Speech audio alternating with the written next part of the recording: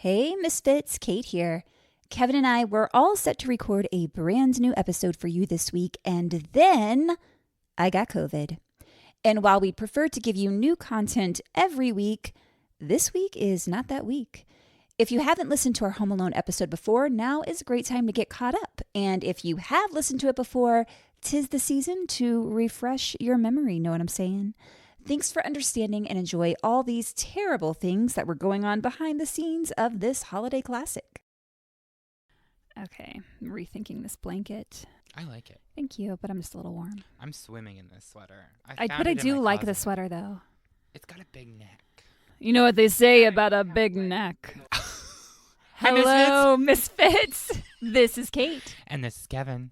Welcome to Horrorwood.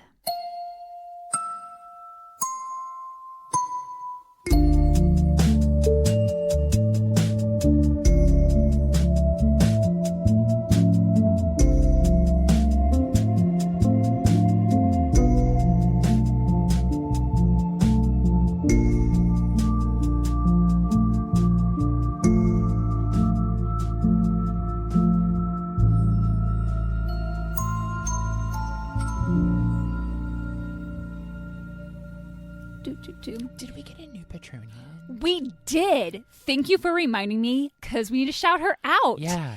Glenda Allen Pratt. Glenda Allen Thank Pratt. you so much. This is your shout out. Welcome to the party. Woo, woo, woo. Thank you so much. Truly, we really appreciate Thank your you. support, especially this time of year, because right now everything sucks for everyone.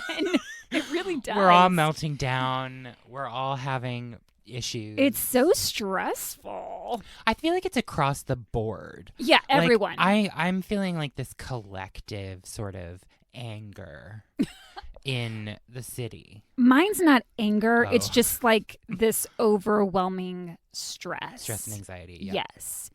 We put a story on Instagram, as you know, Mhm. and it was just like, hey, we're having a rough day, tell us something fun and great. And people were like, yeah, it's not fun and great. Like, I just want to join in. I'm also stressed. Like, everything sucks. Oh, okay. Well, that's nice that there was a space to express. Yes, the for horror. sure. The horror of life.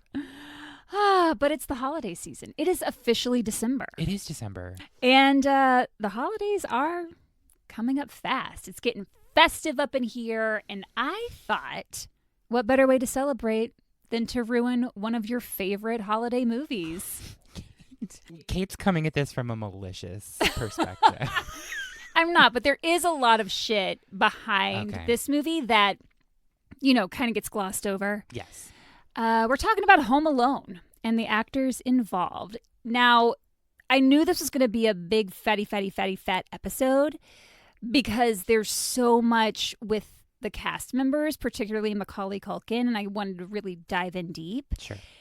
And so I was like, maybe I make this a two-parter because also like it was just a lot to write and I didn't know if I was going to finish everything in time.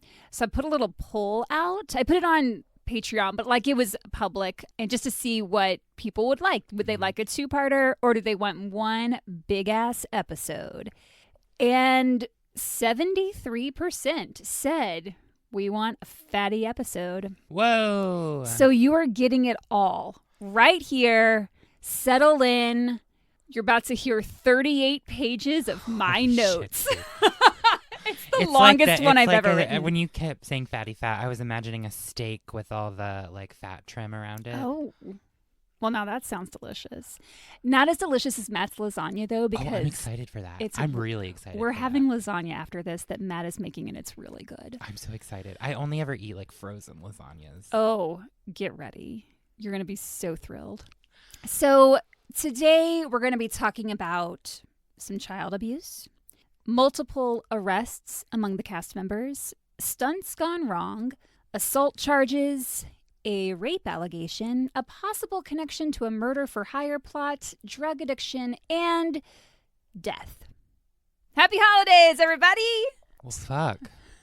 So yes, content Jesus warnings Christ. all around for sexual assault, domestic abuse, child abuse, and a lot of tragedy. Here we go. I love how we were just like, we're so stressed. And then Kate's like, get fucking ready for this gnarly. Get under your warm fuzzy blankets, grab your cocoa or your vodka. And get ready to cry. Exactly. But there are some fun parts about this too. And I do try to end it on an up note. So there is that. We have that going for us. You know, I actually prefer Home Alone 2.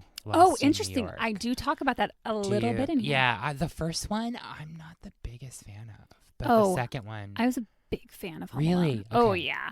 Oh, yeah. I mean, it's iconic. Like, don't get me wrong. Like, I've seen it a few times. Sure. But, yeah, I like number 2. It's nothing to do. Anyway, go ahead, Kate.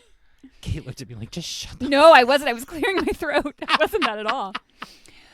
What has become a beloved holiday classic almost didn't get made due to budget constraints. There's an episode about Home Alone in the Netflix series, The Movies That Made Us. I highly recommend watching it if you can. I'm going to talk about some of the stuff that's in there, but it's all really fascinating, so check that out if you can. John Hughes got the idea for Home Alone when he was getting ready to go on vacation. He was making a list of everything he didn't want to forget, and he kind of joked, like, don't forget the kids. Did he check that list? Twice.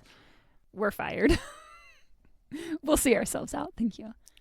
Happy holidays, everyone. So once he thought about that and the worry of leaving a kid behind, an idea was born. He wrote the role of Kevin McAllister specifically for Macaulay Culkin because he was so impressed by him after having just worked with him in Uncle Buck. Oh. You looked very suspicious about that. I don't know. Like someone writing a script for a child. It seemed creepy to me, but then you said, he had already worked with him. Yes. Sorry, when you first said that, I was like... Also, it's John Hughes. Like, everything he did was... Golden? Well, I mean, he did so many, like, teen movies. Stuff. Okay. Hughes wrote the entire first draft in 9 days. Chris Columbus had come off directing a film called Heartbreak Hotel, which was a disaster, and he didn't know if he'd ever get a chance to direct anything again. John Hughes wanted to give him that chance and offered him National Lampoon's Christmas Vacation. So that's one of my favorites. Is it? It is, 100%. Let me ruin that for you. No, Kate, stop. John Hughes wrote and was producing Christmas Vacation, and Chris was thrilled. He was like, I love Christmas. Yes, let's go. I love Christmas. And then he met Chevy Chase. Oh.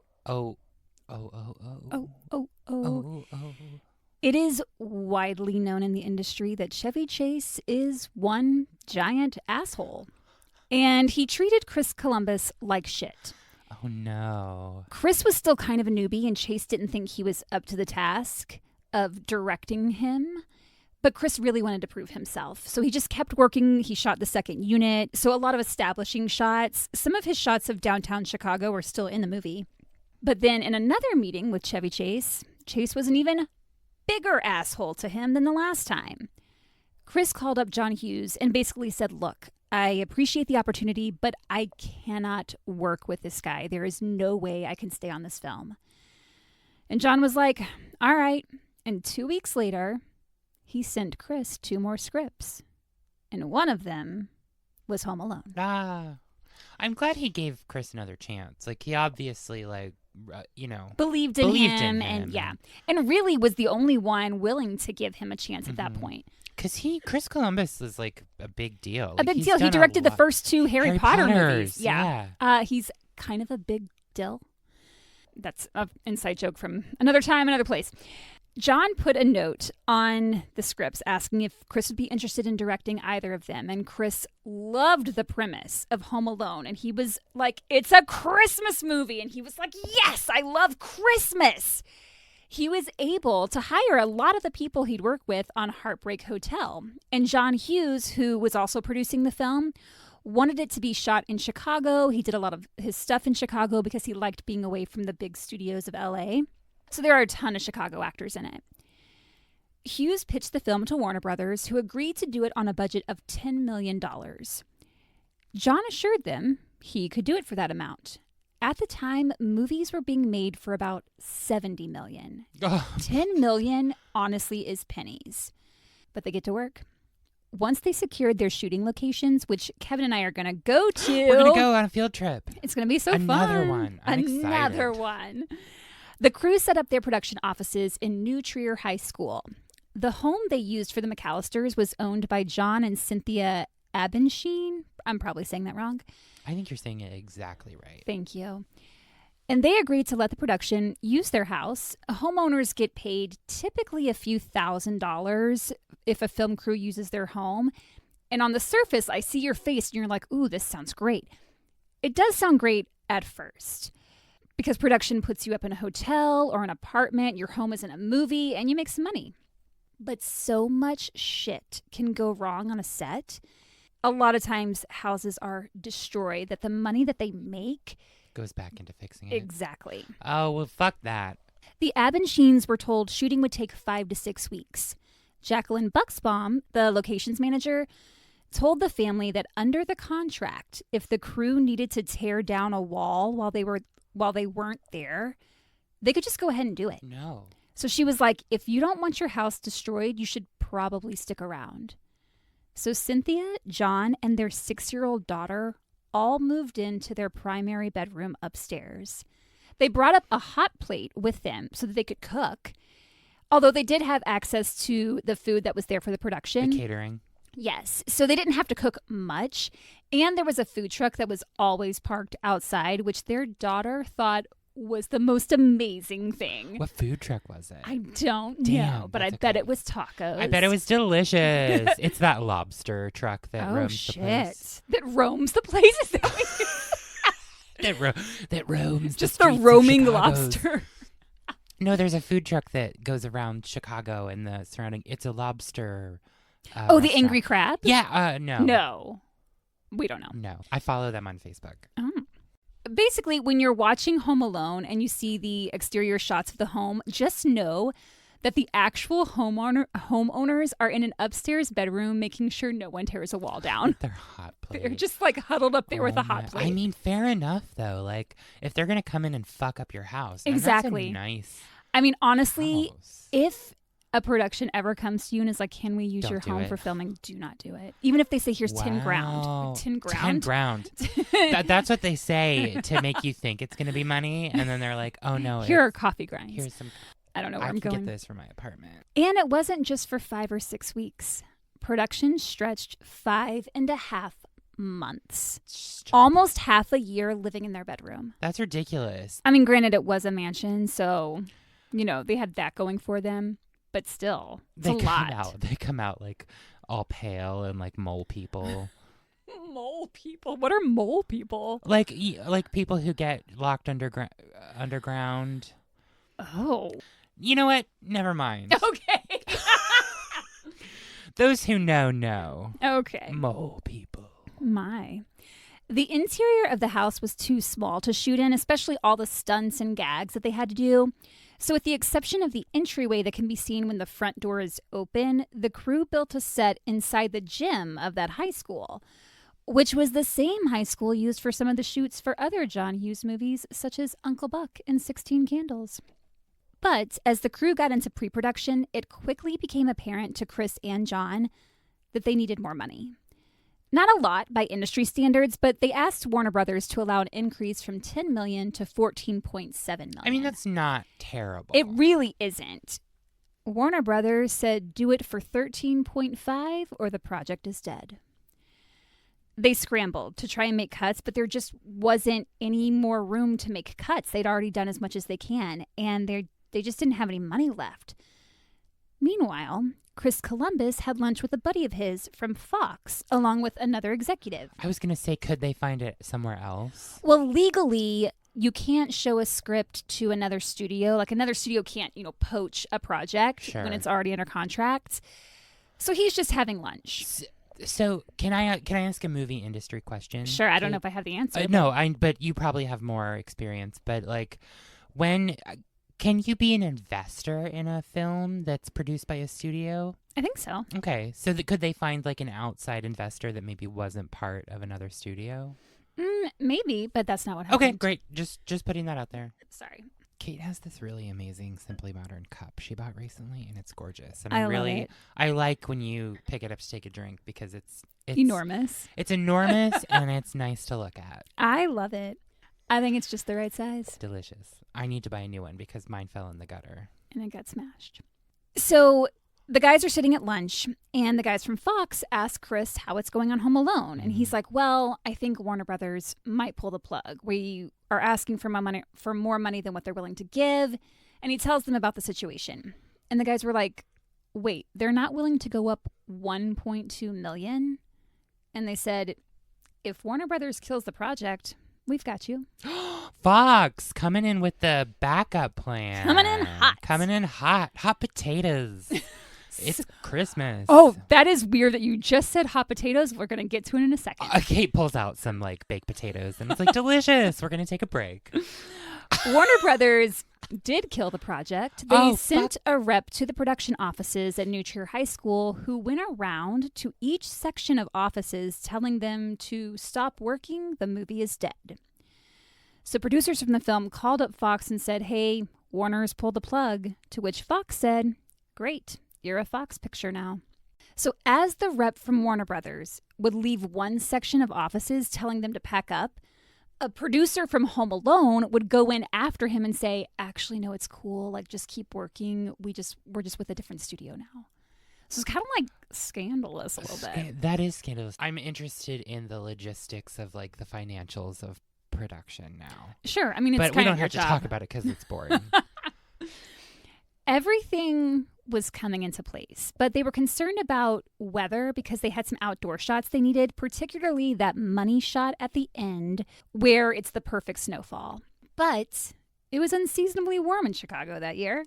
Go fucking figure. However, the weather forecast was predicting a snowfall, and on the second day of shooting, they got what they needed. Well, that's nice because normally any weather that's forecasted, even like 3 hours before it's supposed to happen, will change. It will change, especially here. They scrapped their original plans for what they were supposed to shoot that day, and they said, we have to shoot this ending scene. Everybody to the house. To help with the look, the crew added potato flakes, as we were just talking about potatoes. Told you it was coming back. To make sure that the ground was completely covered because the actual snow wasn't necessarily sticking like they needed it to. And the potato flakes worked great. They were the right color, gave the right texture, and the snow that fell on top of them was just like icing on the cake. Oh, okay. It was exactly what they needed. And then it melted, and that family was left with a front yard full of mashed potatoes. Exactly. It reeked. They just had rotting potato flakes. Wait, are you being serious? Absolutely, oh, yes. No. I was making a joke. No, that is exactly what happened. So these potato flakes began to rot. Oh, no. Yeah, because it's just dehydrated potatoes. Yeah.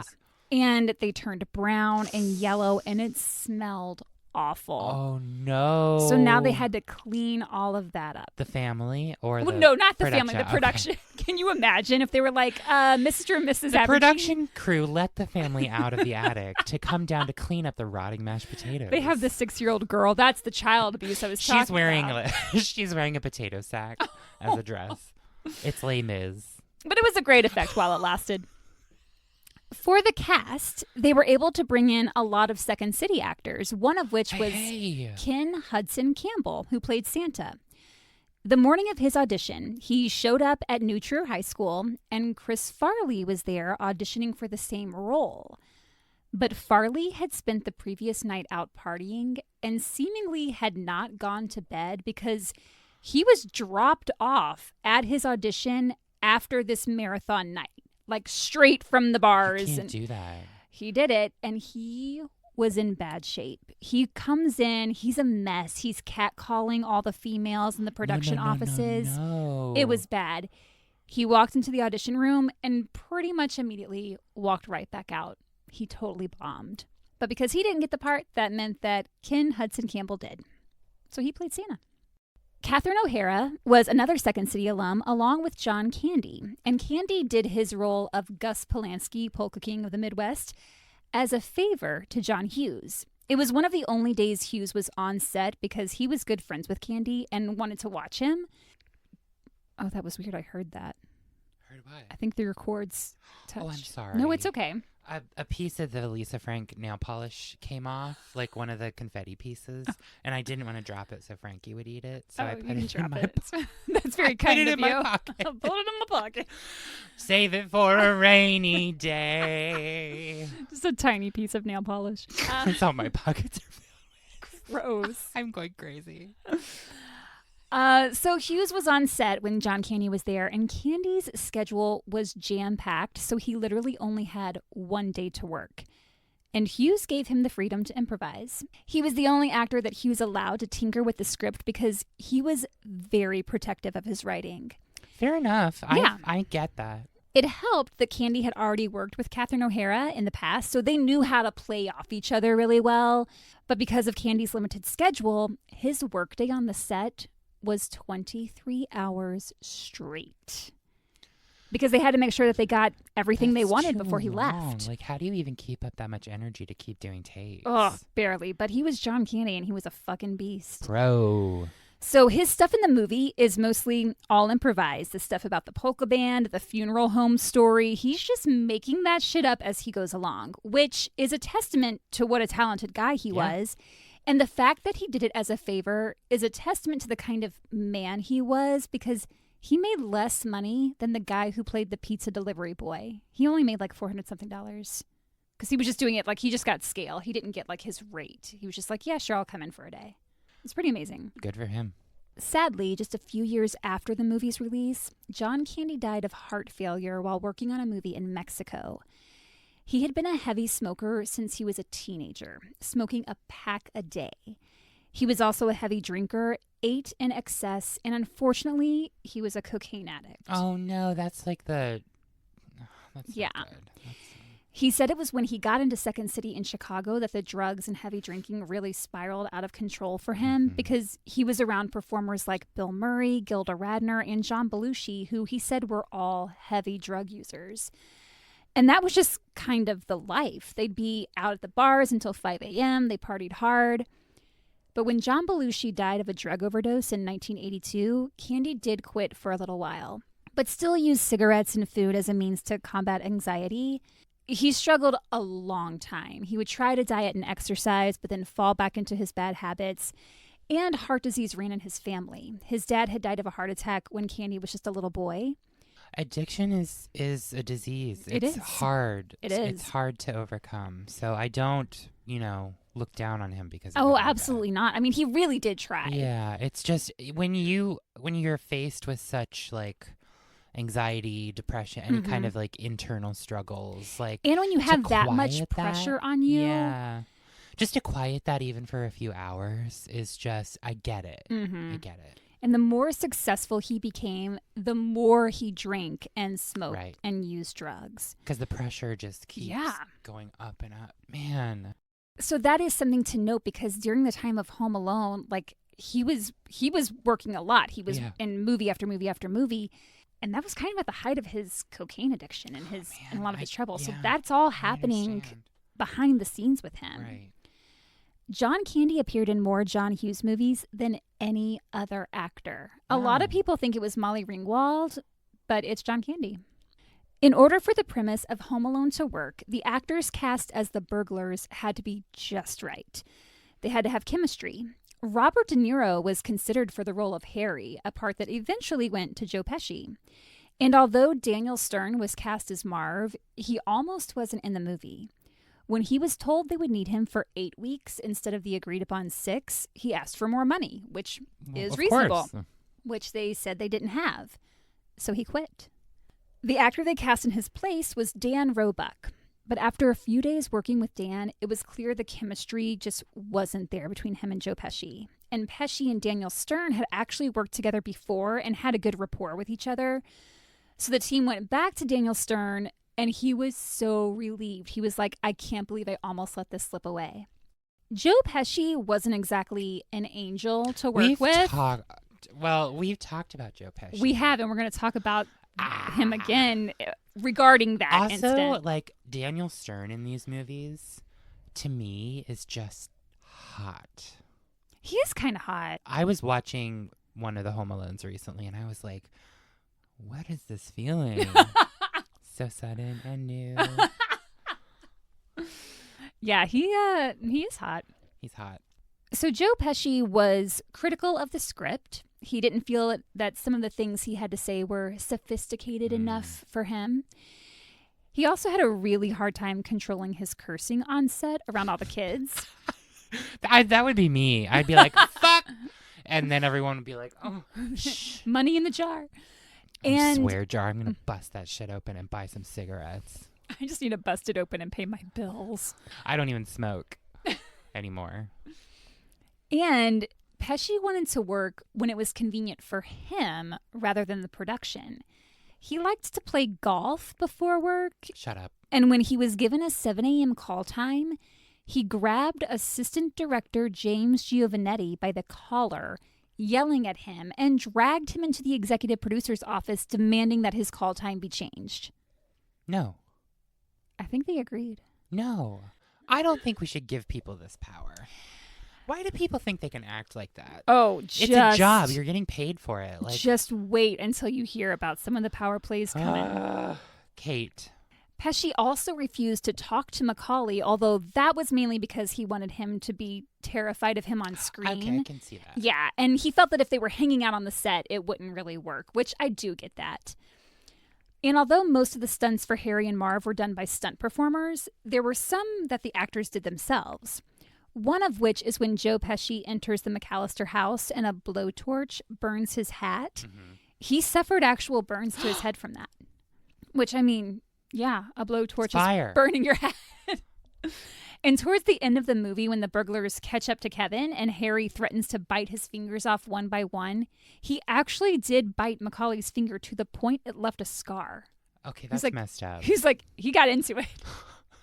We can't just brush over that, Kate. We can't? Joe Pesci bit Macaulay Culkin's fingers? Yeah. Actually? A child's fingers. Okay. Okay. We can't. Where are the people protecting this child? Right. They weren't there, right? Because it was the not. 90s.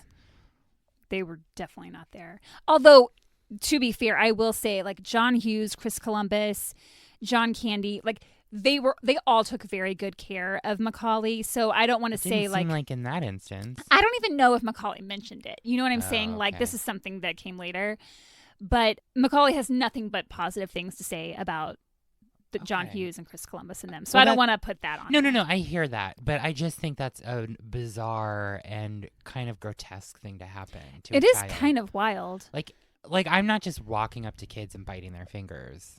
I don't know. I thought I saw you do it the other day. Shh, Kate. I don't know if Home Alone would have been as successful as it was if it weren't for the film star Macaulay Culkin. Yeah, he's the literal like gem of that movie. Oh, absolutely. And I saw a video recently on TikTok of Catherine O'Hara at her Star Hollywood Walk of Stars. Well, he just got his star this past Friday. Friday. That was him. Maybe it wasn't her. Because she was talking about him and she was saying how like wonderful he was to work with and how it was almost like they had just like cast like a normal little boy for them to like come and act with or something. Yeah, she spoke at his ceremony. Okay, so that's what it was. I misinterpreted. Get it together. Kate, I don't know who has stars. I don't know who gets on the Walk of Fame. Is that what it's called? Uh-huh. Good job. Thank you. I have to say that after doing the research for this, I really want to be friends with him. Like Macaulay Culkin? Yes. He seems pretty chill. He just seems like a good dude. He's come through so much shit and made it through to the other side and just seems like a good person. Although he is also very private, so we'll probably never be friends since I'm doing this episode. I have faith.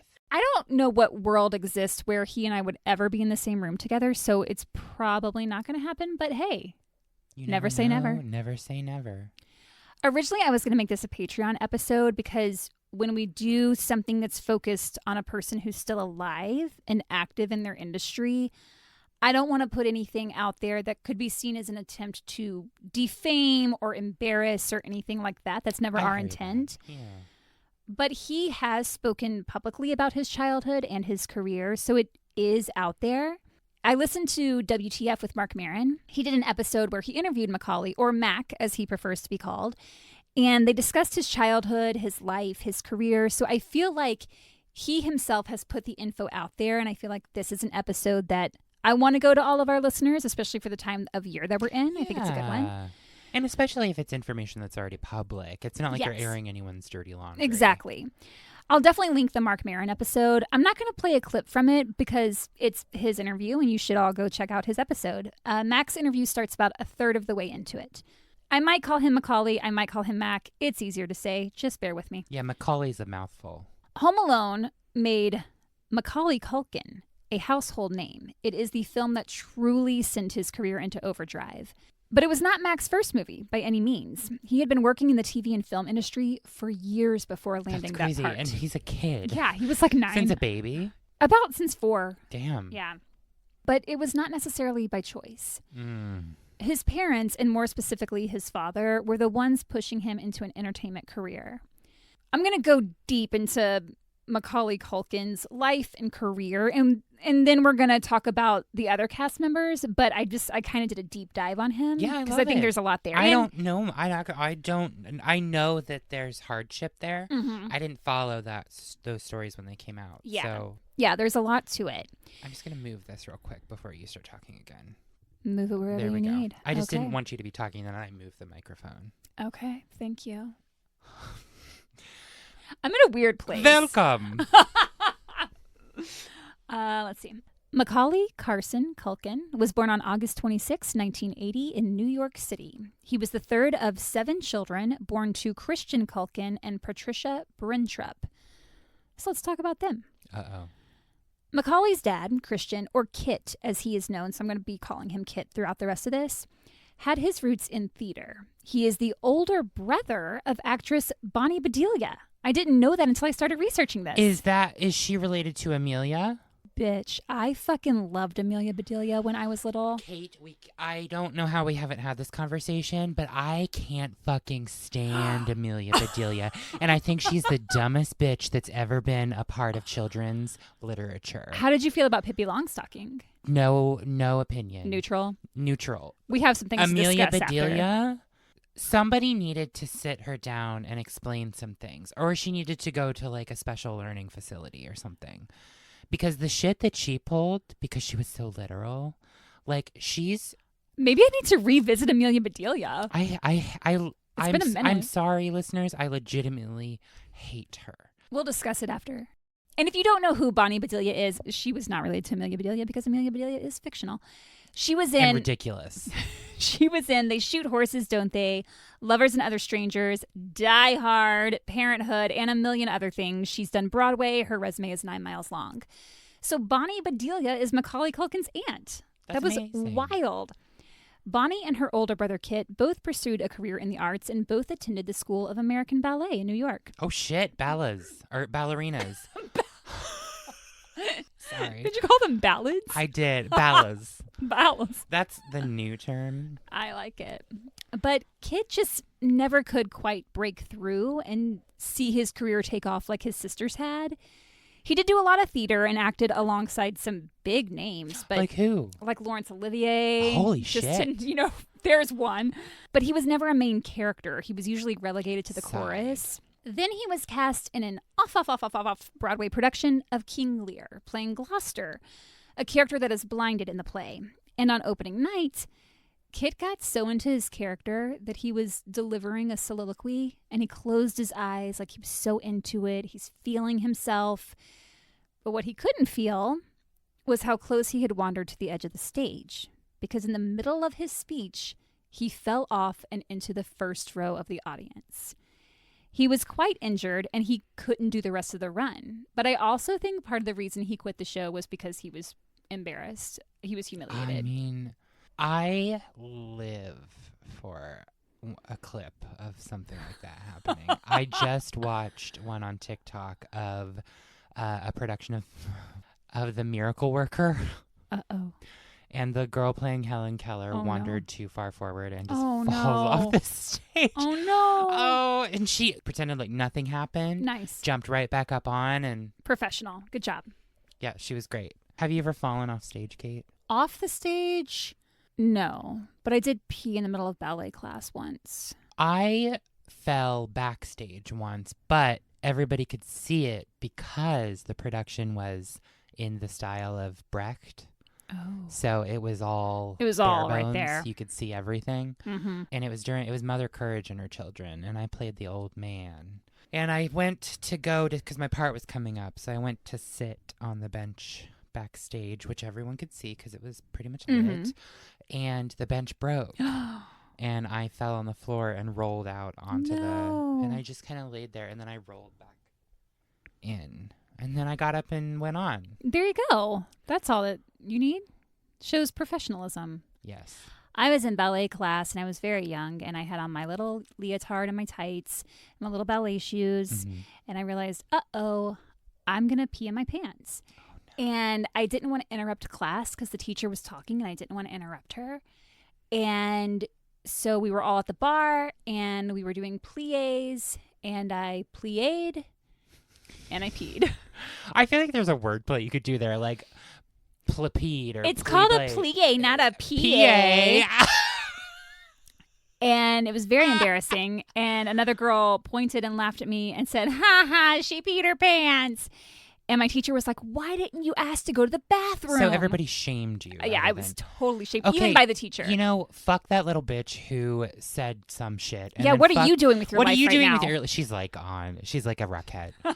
That was my dream in life. I'm gonna cry if she's like No, she died. We don't have to take it there. My goodness. I just wanted to go to an immediate other side of it. Well, Kate, I just want to say that shit happens. And pee happens. And you should not have been shamed for peeing. Thank you. Because I understand where you were coming from. Thank you. Now back to Macaulay. Sorry.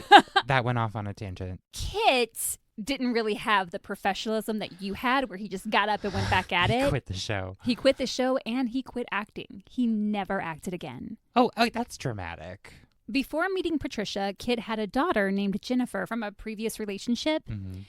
Reportedly, she never met her half-siblings, Macaulay and the others, so I don't think Kit was in her life much, if at all. And sadly, she passed away in 2000 from a drug overdose at the age of 29. Oh, man, that's young. In 1974, Kit was driving cross-country when he came upon a road construction site. And the road traffic controller, the one who holds the sign telling cars to stop or slow, that traffic controller was none other than 17-year-old Patricia Brentrop. Oh, shit. Yeah, she was young, and she was working. And she was working on the streets. Not Not like that. I just mean like that's kind of badass. Yeah, it was badass. That job is not easy. No. Like you're standing out there for like hours, like, and in that holding weather, a fucking sign. Holding a sign and having to communicate, and yeah. I respect those people. Don't run over them. Don't. According to Mac, this took place in North Dakota, which would make the most sense because that's where Patricia was from.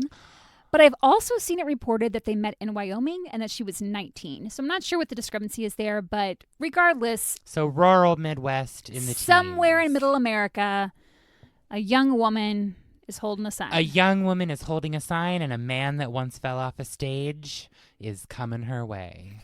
Thank you. Yes. I want that to be my story. Kit pulled up in his pickup truck. He stops as Patricia instructs him to do. And I don't know what kind of charisma this guy had, but he was like, "You're hot." And she was like, "You're hot."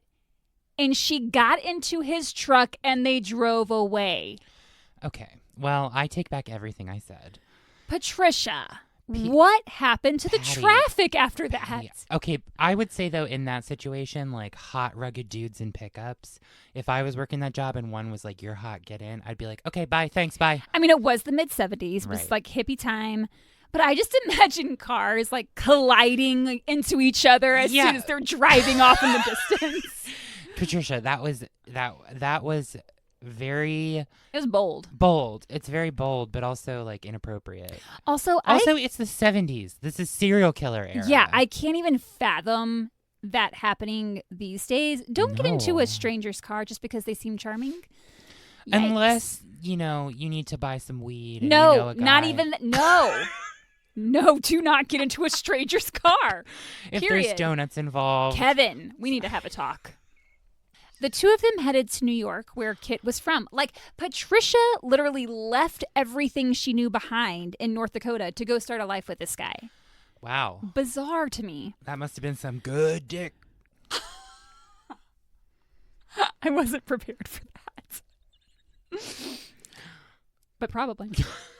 They settled into a tiny apartment in the Spanish Harlem neighborhood, barely big enough for the couple and definitely not an adequate space for the 7 children that would follow. Again. That's why I said maybe. Kieran Culkin, Mac's little brother, told Vanity Fair in 2018 that the apartment, quote, was effectively just a hallway. There were no separating doors except for the bathroom, which didn't have a lock. And Mac told Marc Maron it was 4 rooms. So they basically had 1 bedroom, a bathroom, a kitchen, and a living area that had a sofa. And that was it. That's it that for was 7 it. Kids? They did did have, by the time they had all 7, they did have 2 bunk beds. So 5 of the kids shared 2 bunk beds, and then Macaulay and his brother slept on the couch. Oh, my God. Mm-hmm. The first child was a boy, Shane, followed by a girl named Dakota. And then came Macaulay. The family was broke. Kit worked as a cab driver while Patricia was a telephone operator for a casting agency. But when the kids reached school age, Kit got a job at a local Catholic church so the kids could attend the parish school for free. Kit very much wanted his kids to be in show business like he had tried to be. His mom had been a manager for both him and his sister Bonnie. His dad was in public relations. I think he was attracted to the idea of fame and fortune and celebrity and all that. So when his oldest son, Shane, came along and was old enough to regurgitate lines that were fed to him, Kit began shuffling him around to auditions, and he'd bring the younger siblings with him just to tag along. Shane wasn't into acting so much. He tried it, but during a performance of Our Town at Lincoln Center, Oh, God. he projectile vomited all over the stage and thought, I don't think acting is my thing. Okay, I just want to ask in this family how we get to the points where you're on stage and, like, one falls off, somebody throws up. Not everybody's got it, Kevin. Yeah. In big ways. Yeah. When Mac was 6 years old, he accompanied his dad and older brother on one of Shane's auditions at the Manhattan Ensemble Studio Theater. But it was little Macaulay who impressed casting director Billy Hopkins.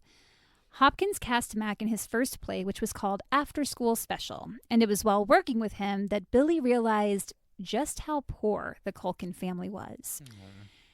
They didn't even have a credit card.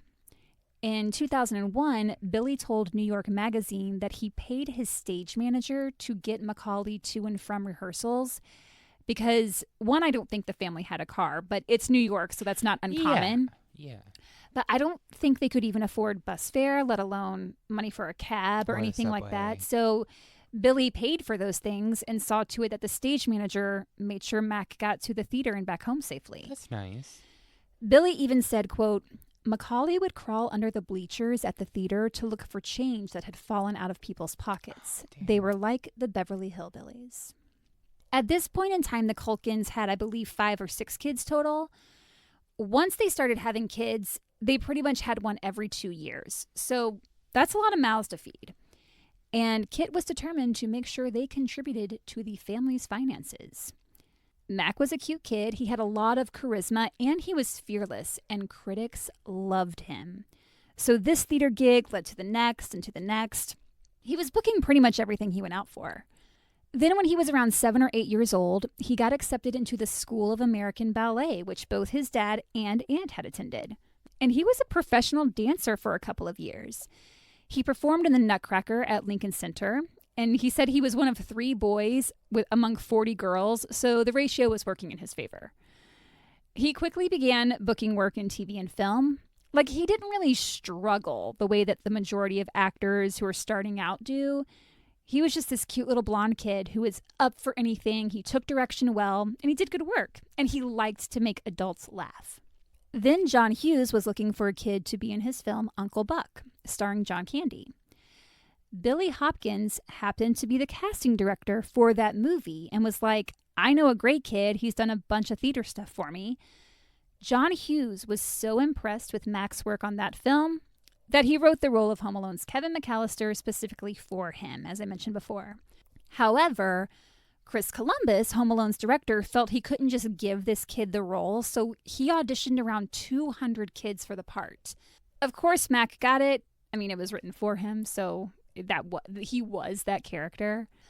Home Alone becomes a box office hit, and suddenly Macaulay Culkin is the most famous kid in America. For his role as Kevin McAllister, he won an American Comedy Award for Funniest Leading Actor in a Motion Picture. I didn't know that. He was the winner of the Most Promising Actor by the Chicago Film Critics Association, and he was nominated for a Golden Globe for his performance. Oh, shit. I didn't know that either. Yeah. Good for him. Needless to say, Mac was now extremely in demand. Yes. And if you wanted Mac, you had to go through Kit, because Kit managed everything about his son's career. Okay. Kit was the one who traveled with Mac when he had to go on location for a film, and Kieran Culkin and their younger brother Rory would tag along sometimes as well. Kieran worked consistently from a young age, just like Mac. I was going to say, isn't like Kieran, Rory, and Macaulay like the three Culkins that had film careers? Mm-hmm. Yep. Okay. A year after Home Alone's release, Mac became the second youngest person to ever host Saturday Night Live. I didn't know that either. Yeah, he was just 11 years old. Drew Barrymore was the first. She hosted when she was freaking 7. After E.T., right? Yeah. And Kit firmly believed that professional actors should have their lines memorized, so he would not allow his son to host SNL with cue cards. Everyone on SNL uses cue cards. There's someone holding up a big old poster with their lines off camera, but Kit forbade it. In fact, he wouldn't allow anyone on the show to use cue cards, because if you're in a scene and one person has their lines written out and they're reading and then the other one doesn't, like, it doesn't really make sense. And Kit hated it when people glanced over to get their line, so no one could use cue cards for that episode. And the thing is, people gave in to Kit's demands. I was going to say, like, why? Yeah, that's bananas. I mean, that's just a testament to the popularity of Macaulay Culkin. Exactly. And it wasn't just on SNL, but on all other projects, because Mac was an international superstar. Producers wanted him on their projects. He was in high demand because if you had Macaulay Culkin on your film, star. Exactly, like, you're going to make more money at the box office. But here's the thing. He never chose any of it. It's not like he woke up one day at the age of 4 and said, I'd like to start going on 9 auditions a day. It was all Kit's doing. It was his dream, and he quite literally forced his kids into it. Mac didn't read any scripts when he was a kid. He didn't read Home Alone. He didn't read it and go, oh, this is an interesting project. I'd like to work on it. No, instead, his dad was like, you're going to do this movie. That's that. It's not to say he didn't enjoy it, some of it at least, but he never had a choice in the matter. And the same went for his siblings. If Mac got a movie, Kit would push for his other kids to get roles in it as well. Kieran Culkin, perfect example. He plays the cousin of Mac's character in Home Alone. That's right. In an article in The Guardian, Mac recalled one day when he was walking down the road, chatting with his mom, and he was excited because it was almost the end of the school year and summer was coming up, and he's telling her about all the things he wants to do, you know, because he's a kid. And she gets this look on her face, and she hesitates for a second, and she says, well, don't make any plans because you might be working. And then he found out later that his parents had already signed a contract for him on a job. So when I say he didn't have a choice, like, it really was not up to him. Yeah. After Home Alone, Mac got the part of Thomas J. Sinnott in My Girl, where he played a kid allergic to basically everything. Allergic to bees. Allergic to bees. I bawled my eyes out during that movie. He and his co-star Anna Chlumsky won an MTV Movie Award for Best Kiss. Which no, feels that's gross. Really weird to give to children. That shouldn't have happened. No. But it was the 90s, right? Yeah. For whatever reason, Kit banned Mac from promoting the film. He didn't seem to think it was very good, I guess. But that film made him the first child actor to earn $1 million for a role, because that's the amount Kit demanded. It seemed the more successful Mac was, the more demanding Kit became. And not just with producers, but with Mac himself. Mm-hmm. According to Mac, his dad was never a good man. He said his dad didn't really like him. Oh, man, that's tough. In fact, Kit resented him. Yeah. Because as Mac told Marc Maron on the WTF podcast, quote, everything he tried to do in his life, I excelled at before I was 10 years old. Even after the success of Home Alone, the family was still living in that tiny apartment. The kids didn't even have their own bedroom. Mac slept on the couch with one of his brothers, and he said his dad wanted them to know that Kit was in charge. And if Kit didn't want them to have a bed, they weren't going to have a bed. Egomaniac. Aside from being mentally abusive, Kit was also physically abusive. No. Mac said he has scars from his dad. Ugh. Kit didn't like him, and he didn't like Kit. But Kit was the one managing him and traveling with him for work. So when Mac would be on location, like in Chicago for Home Alone, the two of them would stay in hotel rooms together, basically just hating each other. That sucks. Yeah. And I can't even imagine because they're having to spend so much time together. Mm-hmm. And it doesn't seem like there's any kind of love there. No, and it doesn't seem like Mac had an outlet. What a horrible, awful feeling. Yeah. And Mac really missed his siblings when he was away. He missed his family. Yeah.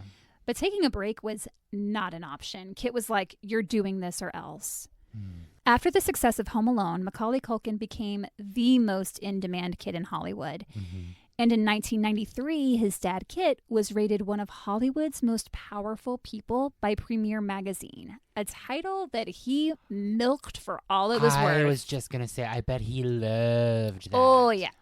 When it came to professional matters, Kit threw around his weight to get whatever outrageous demand he came up with, resorting to harassment and even blackmail. Yeah. Fox was developing a movie called The Good Son, and they sent the script to Kit to see if Mac was interested. But according to studio executives, Kit never bothered to read it because he apparently hated reading. He didn't give the film much thought. So the studio assumed the Culkins weren't interested and they moved on. They cast Jesse Bradford in the lead role. Wow. And I know Jesse Bradford has been in a lot of things, but to me, he will always be Cliff from Bring It On. Sigh. About a year later, when The Good Son was 2 weeks away from heading into production, Kit decided, the role in The Good Son would be a great departure for Mac, and Hollywood will see him as a serious actor. Did you ever see The Good Son? I don't think I did. I did. I think I saw it in theaters. It's creepy. The lead role of Henry is this sinister, violent kid. It's creepy. Oh, no, I did see that with one. Elijah Wood. Yeah, because it's the two kids, Yep. right? Mm-hmm. And at the end, there's the scene with the cliff near the end. Yes. That movie is insane. It is. It's really good, though. Mm-hmm. So Kit calls up Fox and threatens to pull Mac from Home Alone 2 unless Fox cast him in the starring role of The Good Son. Not only that, he demanded that Mac's younger sister Quinn and younger brother Rory play his siblings in the film. Kit knew Home Alone 2 wouldn't happen without Mac. Michael Lehman, who was set to direct The Good Son, had met with the Culkins, but he didn't think Mac was right for the role, and he told the studio that. But Fox didn't want to put the Home Alone franchise in jeopardy, so they gave in to Kit's demands. And Michael Lehman was like, fuck it, I'm out, and left. Wow. And the thing is, the production schedule for Home Alone 2 was in direct conflict with the schedule for The Good Son. So The Good Son had to postpone for a year. So you've got all the time and work that went into the pre-production out the window. Cast members becoming unavailable due to the schedule change. Mary Steenburgen was originally in it, but had to drop out. You've got crew members that have turned down other work because they thought they were going to be on this shoot at this time. Suddenly they're out of a job. And one of the higher-ups from the production team who wanted to remain anonymous said, quote, "It was a destructive thing for Kit to do. I don't know if he did it deliberately. I explained that he was putting 60 people out of work and causing the studio to throw away millions of dollars and asking me and other creative people to literally throw away 6 months of our working life." He shrugged. What a selfish cunt. In addition to the original director, the film's original writer and producer also left the production because of Kit. Kit's reputation preceded him because everyone talks in Hollywood. So if you wanted Macaulay Culkin, the most bankable child star since Shirley Temple, you had to go along with Kit's demands. And some of these demands included rewriting scenes insisting parts of a film be cut if he didn't like it, having the hair and makeup team redo Mac's look if Kit didn't like the way his hair was done, changing the sound effects in a film. This is just the beginning. Things came to a head when Mac was in the film version of The Nutcracker, playing the Nutcracker Prince. Oh, I remember that too. Kit was pulling his usual shenanigans, threatening to pull his son from any promotional material until his ludicrous demands were met. And when he insisted that Kevin Kline's narration be pulled from the film, producer Arnon Milchan, probably butchering that, had enough, stating in an interview, quote, "I can take so much harassment, so much extortion, so much blackmail. Enough." In an article in the New York Times from November 1st, 1993, one paragraph reads, "One of the biggest producers in town who has worked with the Culkins and insisted that his name not be used for fear of never working with them again, said this morning, people are waiting, really waiting for a hiccup in the kid's career." That's what's so sad, because at the center of all the drama is a little boy. Mm-hmm. And the thing is, producers and directors loved working with him. Mm-hmm. He was a talented kid. He was professional. He was charismatic. None of the demands were coming from him. It was all from his dad. Right. And now here's Hollywood quietly rooting for this kid's downfall just so that they don't have to deal with his dad anymore. That's a bad situation. Mm-hmm. As a kid, Mac did not have any friends. He was always working. And when he wasn't, it's not like he could just walk down the street and go to the mall, because everyone recognized him. Not long after the release of Home Alone, Mac and his brother Kieran were outside, and some rando walks up to them, rips the hat Mac is wearing off of his head, just like takes this child's hat off. And she looks at her friends and says, "Yeah, it's him." Then she looks back at him and to his face says, "You're not that cute." Oh my God. Like, what the fuck, lady? It's a child. People are garbage. I agree. Most people. Yeah. Everybody has some good inside of them. Some people, actually, I'm going to say a bigger percentage of people probably don't. Mm. It's just, why do that? What do you get from that? I think people just, they didn't see him as a human. They I know, saw him it's as like like that this thing object. is like an object that, That is there for their entertainment. and they can do whatever they want to that person. Yeah, it's fucked up. Mac resorted to holing himself up in his bedroom once he finally got one. Yeah. And spent what little free time he had watching TV, but even that got weird when he noticed people staring through the window trying to get a glimpse of him. Oh my God. No one was protecting this kid. Enter Michael Jackson. Michael and Mac met before Home Alone, actually, when Mac was performing on stage in the Nutcracker at Lincoln Center. Then when Home Alone came out, Michael called up the Culkins, having come from a similar situation, a controlling father, constantly working from a young age. Michael wanted to make sure Mac had a safe space to go to. And that is what it was. Mac has vehemently denied anything untoward occurred between the two. Mac says Michael was never inappropriate with him, and personally, I believe him. I have no reason not to. And Mac talks a little bit more about it on the WTF podcast. You should all go listen to that. Again, I'll link it. It's really fascinating. After The Good Son, Mac's next few films, including Richie Rich, bombed at the box office. Oh. Kid had made a number of enemies, and now he was seen as box office poison. And then one day, Kid just disappeared for like 3 weeks. Didn't tell anyone where he was going, not even Patricia, just left her there with all the kids. And a babysitter for the family commented during this time that it was weird that not a single one of the kids asked about their dad or brought him up at all. Because they all fucking hated him. Yeah, they did. It was around this time that Patricia, like the Hollywood executives, had had enough. Mm-hmm. Because she, too, had been a victim of Kit's abuse. And unfortunately for her, it was much more violent. Oh, man, Patricia. In 1994, she kicked Kit out of their home and a bitter custody battle ensued, during which the kids found out for the first time that their parents weren't actually married. They just hadn't found a need to get married. Right. But it's just kind of weird that none of their kids knew that. Not even the oldest ones. Where was Kit, though, during those 3 weeks? Do we ever know? We don't know. We don't know. But he did don't. eventually just show back up. He comes back. Right. He's not wanted, but he comes Right. back.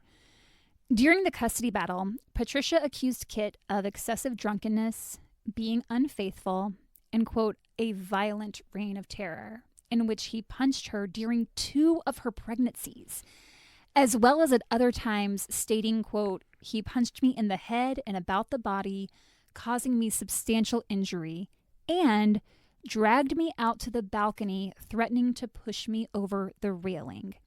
Several of the children witnessed this incident. I suffered 2 black eyes and substantial bruising. Kit denied everything, and his lawyer said Patricia was just, quote, a very angry lady, which, if my partner beat me up repeatedly and cheated on me and threatened to kill me, I think I'd be pretty angry too. And you're so tied to this person because you have so many children. Yeah. And God. they are both managing their children's careers. Oh, so Patricia was managing them as well? Yes, so they are Okay. splitting 15% of everything their kids make. At 14 years old, Mac realized this was an ideal time to cut Kit off. And even though he sided with his mom in the custody battle, he chose to remove both parents' names from his trust fund, and he got an executor instead, which I think was the smartest very decision smart. he could have made, and also just shows an incredible amount of maturity.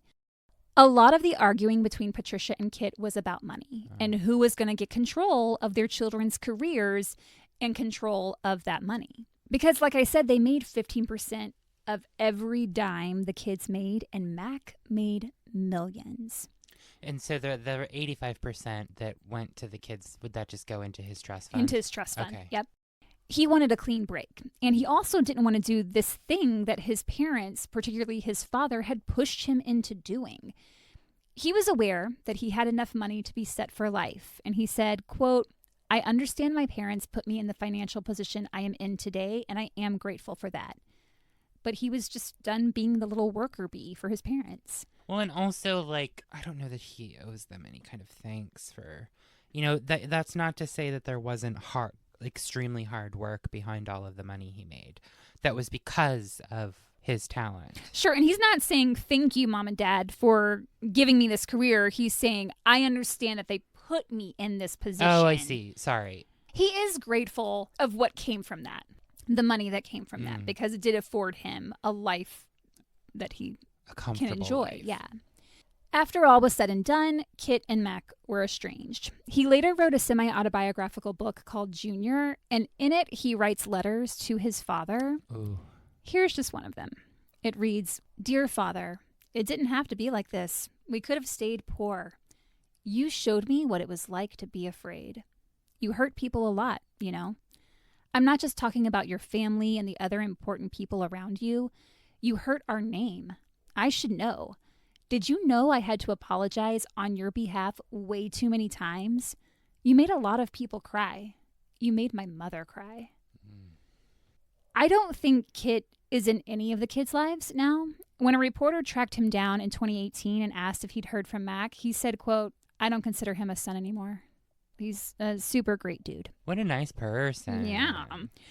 On taking a break from acting, Mac said, quote, I've done 14 films and never looked at one script. I was just a machine. My father would go over what I was doing next day. I'd go on the set, do it, come home. Go over what we were going to do the next morning. I really had no sense of the actual film. After a while, I didn't care anymore. I had been wanting to stop since I was about 11. At that time, I think it was looked at like, oh, he's aged out of his cuteness, or he's just another child star who's, no longer bankable. But in reality, he made the decision himself. He just didn't want to do it anymore. He left, he went to school, and he met fellow actress Rachel Miner. The two got married when they were both teenagers, which, if you've been working since before you could read, and you are a multi-millionaire before you can legally drive, and you've never really had a stable, like, quote-unquote, normal home life, it honestly doesn't feel like a huge jump for me to enter into a marriage and try to create that for yourself. Because, like, at that point, what is the next life milestone? You have your career, you have all these things. So I don't actually think that's all that weird, but the marriage was short-lived. He did experiment with recreational drugs, and he owns up to that, but says it was never like the tabloids tried to make it seem. He was not on the verge of death. He was not spending $6,000 a month on heroin. Oh, okay. See, this is the stuff that I remember coming out and seeing those tabloids. Yeah, that was all very exaggerated. It was exaggerated. Mm-hmm. Oh, well, no shit. Now, I mean, tabloids in the late 90s, early aughts. Tabloids loved tearing down Macaulay Culkin because in our society, we just love to build someone up and rip it right off like a Band-Aid. Exactly. So when tragedy struck the day before Christmas Eve 1998, Mac was somehow blamed even though he wasn't even there. It began in the apartment Patricia lived in with the younger Culkin children. Not the tiny cramped apartment that they started out in. This was a place they got once Mac had made a bunch of money. They were living on the 19th floor of a high-rise, and it was actually 2 units that had been combined, so it was a massive place. Wow. Each apartment had a heating unit mounted on the wall, and somehow one of the ones in the Culkin residence started a fire. Law enforcement initially believed the unit had shorted out. I read in another source that paper had been placed too close to the unit and caught fire. Not sure exactly what the official cause was. There is a New York Times article that details what went down, and it is harrowing. One witness who was in an adjacent building said that around 9:45 a.m., there was a loud pop, and he saw a window, which turned out to be from the Culkin's apartment, blast open. Wow. He said he could see a Christmas tree on fire Oof. inside. The fire spread quickly. As soon as the blaze began, Patricia and the children ran out of the apartment to safety, but as they did, they left their apartment door open. A fatal mistake. The 4-alarm fire brought close to 200 firefighters to the scene. Wind coming from the busted-out window zipped through the apartment and out the door into the hallway and up the stairwell. Residents from the floors above clamored to get out, only to be met with a blast of heat and smoke. When firefighters reached the 19th floor and opened the door from the stairwell, they couldn't see anything. It was pitch black from the smoke. But then suddenly, a wall of flames came at them. One of the firefighters, Captain Jack Klehas, said, quote, "First it's black, then it's hot, then it's orange. You're burned before you see it coming." Oh, yikes. The first 3 firefighters were burned before they even got through the door. Klehas described the heat as being so ferocious it was like a pizza oven, even burning the cover of the fire hose. I read the temperature was around 2,000 degrees. The building was not required to have sprinklers in the hallways or in the residential units. In the end, 24 people were injured, including 9 firefighters, and tragically, 4 residents died from smoke inhalation as they tried to escape from the upper floors down the stairwell. The media dubbed it the Culkin Fire. No. And Macaulay's name was tossed around a lot when it was reported on, but he did not live in that apartment and wasn't even there when the fire occurred. Yet, he was sued, along with his parents and the building managers, by an insurance company that was seeking restitution for claims they had paid out to their clients who had been living in the building at the time. That suit was eventually dropped, but Patricia, along with the building owners, were slapped with an $80 million lawsuit by the families of those that died in the fire. It's a tragic situation all around. I could see how in the chaos of everything and trying to get her kids out, she didn't think to close the apartment door. Can I just stop and say, like, I wouldn't either. Absolutely not. Exactly. I would just run for my life and get out. Yeah. It's not on her. Like, something went wrong with the heater, right? Mm-hmm. And it caused a fire, and she ran out with her kids. It's the building's fault for not having the proper safety procedures or whatever in place to deal with that. And it's not her fault. I'm not sure I would even know that I should close the door. Why would I close it? I don't know. My first instinct, I don't know. Obviously, I haven't been in this situation, except for those little trailers that they would bring to elementary school. Right, to, I remember those. to escape a fire. But, like, I would just run out and just get the fuck out of there with my kids. Yeah. Like, no fault to her. Absolutely none. Yeah, it's really tragic because I think that they really put that whole family through the shit for a long time. Well, and I think they probably felt that they could because, like, this is a family of a really famous actor money. that probably has money. So it's so interesting to me, like, how when people die or there's an accident, like, our minds, because of the society that we live in, think immediately we have to have some kind of monetary compensation. It's like it ascribes money to, like, the value of people's lives. Yeah. And I just think that, you know, I understand thinking that you deserve something, and in some cases I think that's probably true.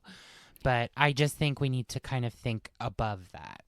I don't know. I'm sorry. I don't mean to go on a tangent. I just don't apologize. It's like whenever, like, with especially American society, when we're all about just suing each other for when we believe we think we deserve something. Yep. I don't know. I just don't know. I do think it is something that is so unique to American society. Right, and it's not regulated in a way that is helpful, and it just costs people money. That's all it does. And I'm not saying that there are instances where people don't deserve money. I think there absolutely are.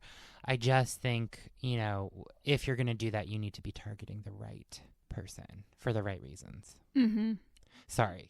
No, Feel stop free to apologizing. cut that out. No. In 2004, Mac, we're moving away from the fire. Okay. In 2004, Mac was riding in a car that his friend Brett Tobisel, probably said that wrong, was driving. The two were traveling cross-country from New York to L.A., and on September 17th, they were pulled over in Oklahoma by a police officer because Brett was speeding. Brett consented to a search of the car, and the officer had the two men get out of the vehicle. They admitted to having drugs in the vehicle, and Mac had some in his pocket. They were very cooperative with the officer. They showed him everything they had, which was some Xanax, sleeping pills, along with a few joints. It wasn't anything crazy. Nothing. Yeah. That sounds like a good Friday, Saturday night, in my opinion. But because Mac didn't have a prescription for the pills he had in his pockets, and because of the weed, he was arrested on 2 drug charges. Man. Brett was also booked, and they both posted bail.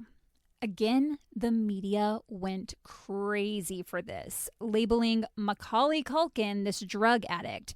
His mugshot was everywhere. But, like, it just wasn't as big a deal as it was made out to be. Yeah. He received a 1-year suspended sentence for each charge and had to pay a fine. And there you go. He did get back into acting. He did some theater, some guest spots here and there, some independent films, one of which was Party Monster, which is based on a true story. That's like a cult classic movie. Mac's older sister Dakota, or Cody, as they all called her, didn't see the film until a few years later, in 2008, when she watched it one night with her roommate. She had just moved to Los Angeles to pursue a career in film production. She didn't have any acting aspirations, but she did want to be behind the camera, and she had previously worked in the art department on a film, so this was something she really wanted to pursue. Nice. Mac and Cody were really close. She was kind of known as the funniest one in the family. They all said she was really witty. Her friends and even her coworkers said the same thing. She was just really funny. On this night in 2008, after she watched Party Monster, she called Mac to congratulate him on his performance, and they talked a little bit. And he says that afterwards, she apparently had run out to go get some Gatorade and cigarettes. But news reports tell a different story. They say that night, she was drinking at an Irish pub in Marina del Rey, and when she left, she was likely intoxicated. Whether she was going to go get cigarettes, or she was leaving a bar, or leaving a bar to go get cigarettes, she was hit by a car as she stepped off the curb. She was taken to UCLA Hospital with severe head trauma, but died shortly after. Fuck. The Culkins were devastated. They each took it very hard, and it was years before they were able to speak about her death. Although he's very private, Mac does seem to have a good sense of humor about himself. He's earned the ability to do the type of work he wants to do when he wants to do it. Good. He's parodied himself in commercials. He started a rock band called the Pizza Underground. It was a Velvet Underground parody band where he played the kazoo and sang, and they'd give out boxed pizzas to the audience. Why didn't I know about this back then? I would love a boxed pizza. Me too. And to listen to some music. And in 2017, he created Bunny Ears, which is a comedy brand. It's a satirical website and podcast. I'll link it. In 2018, he legally changed his middle name. He held a vote on his website, And the majority of people voted that his middle name should be Macaulay Culkin. So his full legal name is Macaulay Culkin. And I love it. You're shaking your head no. I just love that he has a sense of humor about himself. Absolutely. That's nice, but I don't know. You're not into it? No. In 2021, critics praised him for his role in American Horror Story. Oh, shit. I forgot he was in AHS. Mm-hmm. And like we were saying earlier, this past Friday, he received a star on the Hollywood Walk of Fame. He was accompanied by his partner, actress Brenda Song, and their 2 cute little babies. Their oldest son is 2. He's named Dakota, after Mac's sister. And their youngest son is Carson, which was Mac's original middle name. And they just seem like the sweetest, loveliest family. Catherine O'Hara was also there, we were mentioning, and she spoke. It just seemed very cool. So I'd say he's quite the success story. Not sure I can say that about some of the other cast members. Oh, goddamn.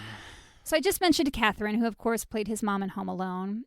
There's no scandal with her. She's a queen and always will be. What the fuck are you about to bring up about her? Kate? No. She's amazing. Yeah, I stan Catherine O'Hara. But let's talk about the man that played his dad, John Hurd. Oh. Years ago when I was living in LA, a friend of mine was in a staged reading that I went to see, and John Hurd was also in the cast. And I just remember being so enamored because I was like, oh my God, it's the dad from Home Alone. I can't believe he's right there in front of me.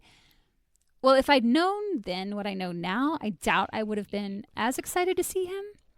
He wasn't exactly partner or father of the year. His first marriage in 1979 to actress Margot Kidder ended after just 6 days, although I think a lot of that had to do with their conflicting work schedules and Margot's own mental health struggles. It was Hurd's next high-profile relationship that was so explosive. He began dating actress Melissa Leo in 1986, and the following year they welcomed a son, John Matthew Hurd, who they called Jack.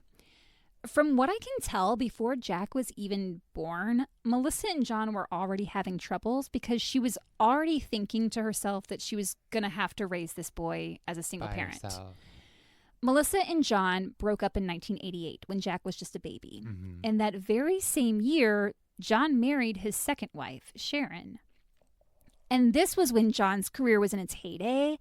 He was in the movie Big with Tom Hanks, Beaches with Bette Midler, and then, Beaches. Of course, Home Alone in 1990, as well as Home Alone 2. But a year after Home Alone came out, Hurd was arrested and charged with third-degree assault for slapping his ex-girlfriend, Melissa Leo.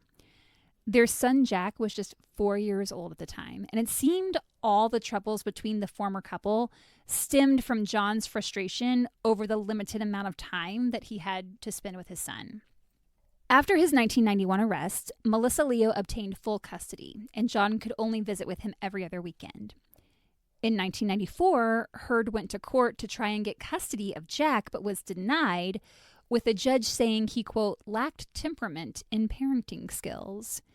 And because of his history of physically abusing Melissa Leo, which had occurred in front of their son. Meanwhile, with his wife Sharon, he had 2 more kids, Annika and Max. According to Sharon, John was an absent father. I'm sure his work schedule kept him away from his family a lot. Mm-hmm. But I just thought this was interesting because he seems to go to extremes to see his firstborn, Jack, which I'll go more into in a second. But when it comes to his other 2 children, it just doesn't seem like he was as aggressive in attempting to be in their lives, if at all. In 1996, Hurd was arrested once again on charges of assault, harassment, trespassing, and invasion of privacy and telephone misuse. Melissa said John tormented and terrorized her. He would call her house constantly wanting to speak to Jack, but she was scared to let him talk to him because she felt that John was going to try to turn Jack against her. Things escalated when she allowed John to take Jack to California on a 2-week vacation. When they returned, John was calling Melissa's house 5 or 6 times a day, just nonstop. He'd leave messages calling her names and accusing her of keeping their son away from him. And in one of the calls, he admitted to terrorizing her and apologized for it. And when he wasn't calling, he was seen prowling around her neighborhood in Baltimore, even spying on them through the windows of her home. He'd even sit outside their son's school with binoculars to watch him.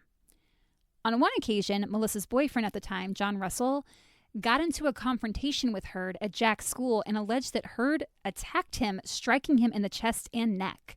Melissa told police she feared for her safety and the safety of her son. Heard pleaded not guilty to all the charges, and he was acquitted of the more serious charges, the assault and the stalking charge at Jack's school. But he was found guilty of trespassing at Melissa's home and harassment with the excessive phone calls. He was facing a maximum of 6 years and 2 months behind bars. But District Court Judge Barbara Waxman instead sentenced him to 18 months of supervised probation and ordered him to attend a 22-week program for abusive men. She also ordered that he adhere to the visitation agreement that was put forth in the original custody hearing and that he continue with his psychiatric treatment, which he was already receiving. John and Sharon divorced in 1996, the same year he was arrested on all those charges. He did remarry several years later, but that marriage lasted only 7 months because she fell in love with someone else. On December 6, 2016, John's son Max, from his second marriage, died of a drug overdose at the age of 22. And in Max's obituary, which his mom wrote, she insinuates that John Heard was the cause of her son's struggles, stating, quote, "Max was in deep grief of not having a father participating in his life. We did everything to help him, but the agony was with him." I don't know about that. Yeah, I'm with you on that. That seems to me, as somebody whose mother poisoned them against their father growing up, like, I'm not saying that John shouldn't take any accountability in that situation. But to put that in an obituary. That seems like a dig to try to get at somebody, especially 100%. when your child just passed away. I Yeah. think that's a little too misguided. It's gross. Yeah. Lana Pritchard, which was John's third wife, said he struggled to come to terms with Max's death. She and John had remained friends after their divorce and spoke often. 7 months after his death, John went in for surgery on his back at the Stanford University Medical Center in California. He'd been having a lot of pain, which was preventing him from being as active as he would have liked. Lana talked to him before the surgery and said he was in good spirits. He also had a lot of projects in the works and I think was just looking forward to being pain-free so he could get back to acting. After the surgery, he stayed in a hotel near the hospital to recover, but just 2 days later was found dead in his room by housekeeping.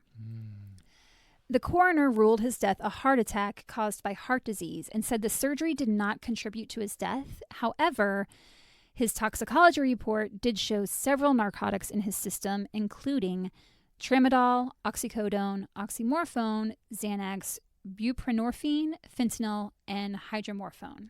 Holy fuck. Isn't that like some of the stuff that they put in to knock you out for surgery? It's a lot. That's a lot of stuff in your system. I will say some of those are used to alleviate pain, though there was no information in the toxicology report whether the drugs contributed to his death. But that's a lot of drugs in there, including opioids. His ex-wife, Lana, believes he might have accidentally overdosed, trying to alleviate some of the pain from the surgery. She said he was a kind man and was heartbroken when he died. And a few years before his death, Melissa Leo said that she and John had actually smoothed things over and were on friendly terms. So it sounds like maybe later in his life he maybe mellowed out a little bit and tried to realize that he wasn't treating people the best. Maybe. Because I didn't hear any incidents of things happening, later, towards the end. Right.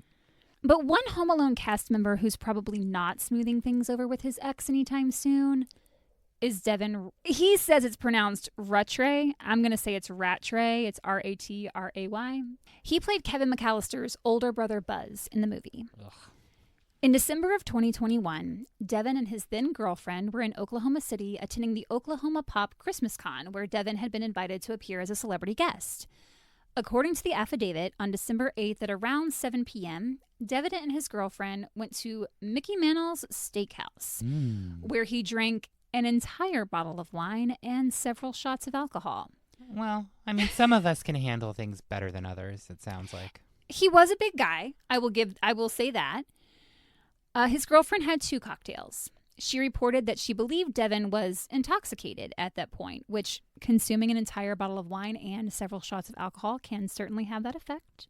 I'm just saying, like, as someone who, you know what, never mind. It's good. We're fine here. We like alcohol. I know where you're going. His girlfriend at that point felt he was already intoxicated. Yeah, that's course. the only point. No. I mean, after a bottle of wine and a few shots, you're going to be drunk. They left the steakhouse around 11 p.m. and walked to the Coyote Ugly Saloon. Oh, shit. Can't fight the moonlight deep in the dark. And they jumped up on the bar and they just started dancing. And then they became coyotes. Yeah. That's not what happened. Devin's girlfriend didn't have anything to drink at that location, but said he consumed an additional 10 shots of alcohol. Can I just say something that's going to be interesting to this podcast? Real quick. Yeah. So I hope that all the things you say are interesting. No. In the podcast. movie Coyote Ugly with Piper Perabo, the love interest, the Australian guy, I saw him in 2017 in a play production of The Exorcist on the West End playing Father Damien. Interesting. Isn't that crazy? Yeah. It's all connected. It's all connected. I just needed to share that. Thank you. While they were at the saloon, 2 women walked up to the couple asking for Devin's autograph, and his girlfriend obliged. She kept signed autograph cards in her purse for this very occasion, and she handed each one of them a card. Devin got pissed at her. Why? Because she hadn't charged the women for the cards. Shut up. And they got into an argument. Dude, you had a supporting role in a film that came out 30 years prior. Take a seat. Sit down. I would have rather the women came up and asked for water, and then he turned around and is like, "Do we serve water in this bar? Hell no, H2O," and then sprayed them in the face. Amazing. I love Coyote Ugly. You have no fucking idea. I'm getting a sense. I love that movie. Leanne Rimes. So Devin's girlfriend was like, "I don't need this." So she left and headed back to the hotel where they were staying. Shortly after, Devin went back to the hotel too. And when he got to the room, the arguing continued. He pushed her onto the bed, put one of his hands on her throat and the other over her mouth, and began strangling her. No. According to the police report, as he was choking her, he shouted in her face, "This is how you die." Oh my God. She bit his hand, at which point he Good. stopped choking her and punched her in the face. No. She managed to get off the bed and run out of the room, but ran back in so she could grab her belongings, I'm guessing her purse. Yeah, she'll need that.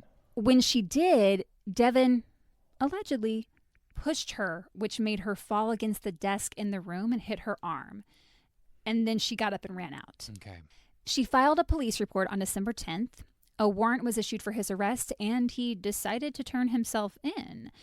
He was charged with felony domestic assault and battery by strangulation and spent just 15 minutes at the station, enough time to get his mugshot before pleading not guilty and being released on a $25,000 bond.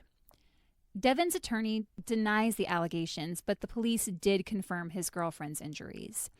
And just to note, the attack was the end of their relationship, so they are no longer together. Good. I'm glad she got away. Yeah. In January of this year, it was announced the case would go to trial in Oklahoma County, but no date has been set. Okay. I think it's still going through the system because I didn't find any so it's updates still after happening. that. Okay, Yeah. fair enough. Meanwhile, when the news broke that Devin had been charged with the assault, a former female friend of his thought, nothing's happened with my case and the allegations I made against him 5 years ago. What? Maybe I should follow up. Also, I like the alliteration former female friend. Didn't even notice. Because Oklahoma City was not the first incident where Devin's behavior allegedly turned violent. The former friend, whose name is out there, I'll just use her first name, which is Lisa, had been friends with Devin for about 15 years. Then one night in September of 2017, she and Devin had been out drinking with friends in New York City before all going back to Devin's apartment. She claims that Devin poured drinks for everyone and insisted that she take a specific glass. Lisa said she felt tired after consuming her drink, and Devin encouraged her to sleep over. He was like, "You can just sleep on the couch." Eventually, their friends left the apartment, but Lisa was still on the couch. She later told CNN, quote, I remember waking up and I couldn't move. I couldn't really open my eyes, but I could hear what was happening and I could feel what was happening. She claimed Devin assaulted her, quote, for what seemed like an eternity. And then when he was done, he just left her there on the couch. The next day, she confronted Devin, this guy who had supposedly been her friend for more than a decade. But he denied any assault occurred and said he couldn't have sex because he's impotent. Even if he's impotent, doesn't mean he didn't rape her. That doesn't mean you still can't assault someone. Exactly. Lisa filed a police report and even sent the police the clothes she'd been wearing that night for DNA testing. But she never heard anything. So when Devin made headlines for the Oklahoma City assault, she decided to follow up, telling CNN, quote, seeing that he was accused of assaulting someone else made me realize that I needed to do whatever I could to prevent him from hurting even more women. Good. Yeah. She was devastated to learn that the police had mistakenly believed she did not wish to press charges and they had closed the case. Mistakenly believed? Mm-hmm. Uh-huh. In a phone call with CNN, Devin said he remembered the night in question but denied the allegations, saying, quote, we didn't have sex. The most recent report I found on this is from August of 2022, at which time the case was under investigation, but I don't think there have been any updates since. So I think that is still being investigated. Mm-hmm. Thankfully, the women in both cases survived their alleged attacks, as did the victim of a murder-for-hire plot involving Joe Pesci. JP! We talked about this. We sure did. If you've listened to our episode on the shooting of stuntman Garrett Warren, then you're already familiar with this case. If you haven't listened to that episode, Go lots listen to it. of spoilers ahead. You It's should a probably good story. You should stop listening to this and check that one out first. Like, seriously, I'm about to ruin that entire episode for you if you haven't heard it yet. But to give you a recap, between 1988 and 1992, Pesci was married to a woman named Claudia Haro. This was when he was at the height of his career. He was doing the Lethal Weapon franchise, Goodfellas, for which he won an Oscar, My Cousin Vinny, and of course, Home Alone. Here it comes. The rage for Claudia just came back. It was like I could see it in you. I felt it. Yep. Pesci and Claudia remained good friends even after they divorced, and he would let her live in his guest house whenever she needed a place to stay. Claudia moved on with stuntman Garrett Warren, and Pesci was really happy for them. He was super supportive of the relationship. Claudia and Garrett married and had a daughter, but their marriage quickly fell apart. Their divorce led to a bitter custody battle, with Claudia throwing around false accusations that Garrett was sexually abusing their daughter. He was not. Claudia wanted Garrett out of the picture, so she hired a hitman to kill him. The shooter wanted $10,000, but Claudia didn't have that kind of money, and yet she was able to pay it. She gave her brother, who acted as the middleman, the money while the two of them were standing outside of Joe Pesci's house. Investigators questioned Pesci and searched his property for evidence but didn't find anything, and he denied ever giving Claudia the money. However, both Garrett and one of the hitmen involved were photographed together at a party which took place at Pesci's house. There seemed to be way too many coincidences. However, Pesci was never charged with any involvement in the case. Claudia was charged but released on bail while she awaited trial. Her bail was set at $1.25 million, and it's never been stated who paid it. You'll be happy to know that not all of the actors from Home Alone faced criminal charges. Mac's younger brother, Kieran, made his feature film debut in Home Alone as Fuller. You know about him. He wets the bed. He's currently most recognized... Thank you for laughing for that. He's currently most recognized for his role as Roman Roy in the show Succession, which has earned him 3 Primetime Emmy nominations, 3 Golden Globe nominations, and the Critics' Choice Award for Best Supporting Actor in a Drama Series. I haven't watched that. I've wanted to, but I haven't seen it. Hilary Wolf, now Hilary Saba, who played Kevin's sister Megan in the movie, stopped acting after the second Home Alone movie and went on to become an Olympian. She had been taking judo classes from the time she was 7 years old and made history as the first American to win the Judo Junior World Championship. When she was 14, she became the youngest person in the history of U.S. Judo to win the Senior National Championships and went on to compete in the 1996 and 2000 Olympics. Snaps. Good for her. Can I ask, judo's a martial arts, right? I knew you were going to ask me this. I don't know if I could know what judo is, Kevin, but she was really good at it. Well, hot damn. And in 2017, she published a book called The Not So Zen Mom Parenting Strategies for Survival. So she's killing it. Judo chop your way through parenting. Brenda Fricker, affectionately known as the Pigeon Lady from Home Alone 2, Lost I in New York. love her. I do too. Oh, Kate, she's my spirit woman. She's like what I want to be.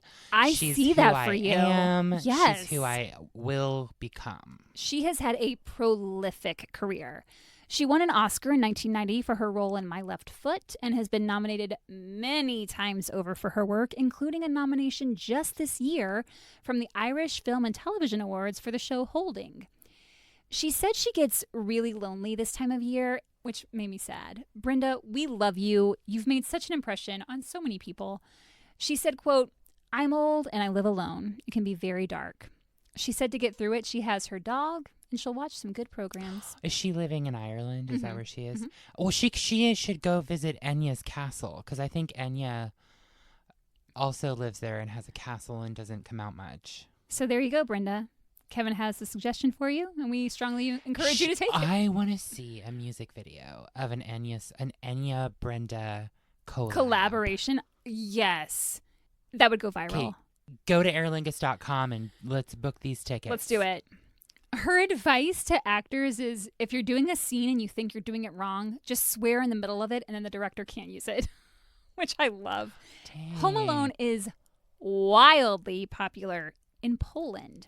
Like unbelievably popular, primarily Why? because the movie was released shortly after the end of Poland's communist regime. Oh, shit. So it was like one of the first films that they were probably allowed Exactly. to see. Yep. It came out in 1992 there. Prior to that, America had represented this unattainable paradise. At that time in Poland, Christmas was not a commercialized holiday. It could not be more opposite here. Stores start putting out Christmas stuff before Halloween. Just the other day, I can't remember where I was. There's Valentine's Day stuff out on the shelves right now. Okay, we need to stop as a society. It's a lot. And just think about what's coming up in front of us. But the communist regime was very anti-Christmas. Ah. A child was thrilled if he got a piece of fruit under the tree. A luxury item like a VCR was out of the question unless you were incredibly wealthy, because one VCR cost twice the amount of a person's annual salary there. Whoa. Mm-hmm. Then communism falls, and here is this child hero who became an unwitting ambassador of what was at the time considered the better Western world.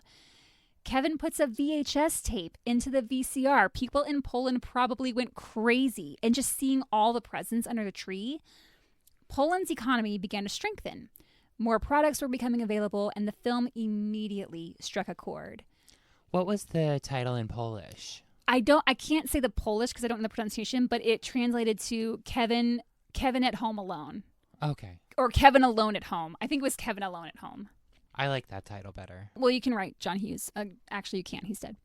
Home Alone remains the biggest TV hit of every Christmas season in Poland, so much so that back in 2010, the Polish channel that owns the rights to the movie decided not to air it that season for whatever reason. People lost their minds. There were countless online protests. So the channel was like, our bad, we'll air the movie.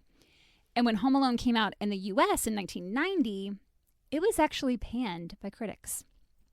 Entertainment Weekly gave the film a D rating, saying, quote, Hughes can't resist turning Home Alone into a sadistic festival of adult bashing. The movie devolves into an egregious Three Stooges pain fest. We're meant to giggle and clap along with Kevin as the crooks get their heads singed with blowtorches and walk barefoot on glass. Yeah, we are meant to laugh. This movie was every kid's dream. Any kid who ever had to stay home alone for any period of time during their childhood worried what might happen if someone tried to break into their house. And this movie made that kid a hero. Siskel and Ebert also gave the film a poor review, with Ebert arguing that the movie's plot just wasn't plausible. He couldn't have possibly created all those traps himself. So so this is the issue with adult reviewers reviewing kids films because they can't see past their own ideals of what their age is currently. Exactly. And that is, that needs to be considered. Ebert was also critical of how Kevin reacts when he realizes he's been left alone, stating that a real kid would probably cry or try calling someone or ask a neighbor for help. Yes, Roger, may you rest in peace. But also, do you know a kid?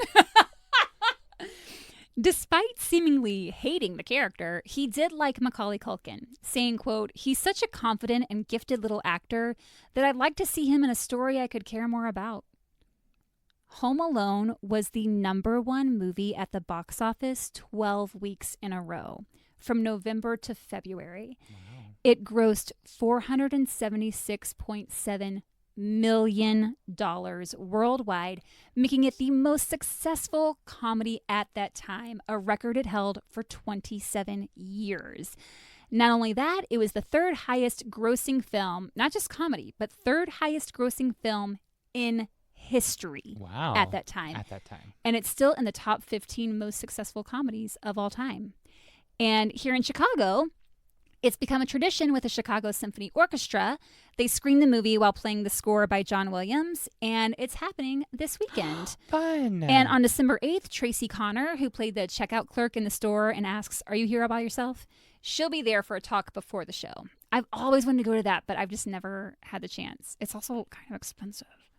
And that's it. You filthy animals. Yeah, filthy animals. That was great, Kate. Thanks. If you have any memories you'd like to share about your connection to Home Alone or any other fun facts you'd like to add, let us know in the comments on Instagram, Facebook, or YouTube at Horrorwood Podcast. Or shoot us an email at horrorwoodpodcast@gmail.com. And you can jump on over to Patreon, be like Glinda Allen Pratt, and subscribe at patreon.com/horrorwoodpodcast. And that is it. We're going to go on our little tour of the Home Alone We're locations. Go there. I'm excited for that. I am too. I've been to the house. I've been to a few of the locations. I haven't been to the school, so we'll try to. Are we going to go there? Yeah, I don't know if it's. I doubt we can get in, but we can go. Oh, yeah. I don't think it'd look good if we went to a school and was like, hey, can we come inside? We do a podcast. Hey, it's just us. Hi. Yeah. All right. Well, don't stay home. Fuck that joke. I'm keeping it in there. Oh. I could quote that movie back. Oh, great. Oh, great. Goodbye. You look over and I just have a bunch of pigeons on me, and I'm like, it's happening. Finally.